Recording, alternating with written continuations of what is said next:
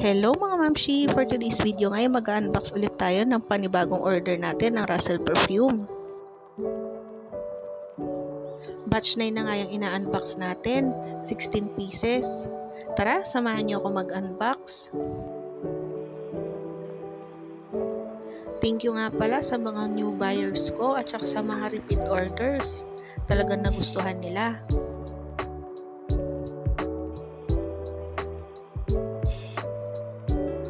Kung mapapansin nyo, talagang marami siyang tape. Kasi ni-request ko talaga yan. Kasi nung nakaraan na nag-order ako, may nabasag. Kaya sayang, nalugi na ako.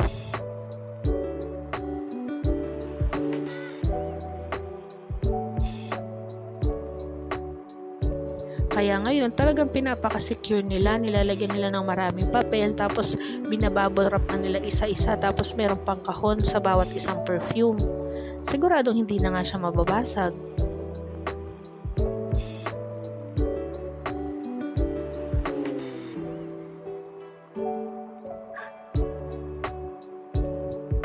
Sa mga gusto nga palang umorder niyan, i-PM nyo lang ako. 150 pesos nga lang yan, 85 ml na.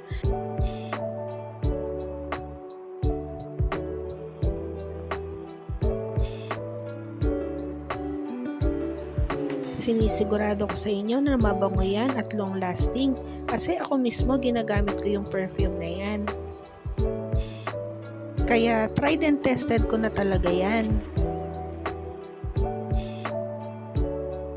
Kung naghahanap nga kayo ng ipangre-regalo nyo na mura pero quality naman, pwede nyo akong i-PM, order na kayo.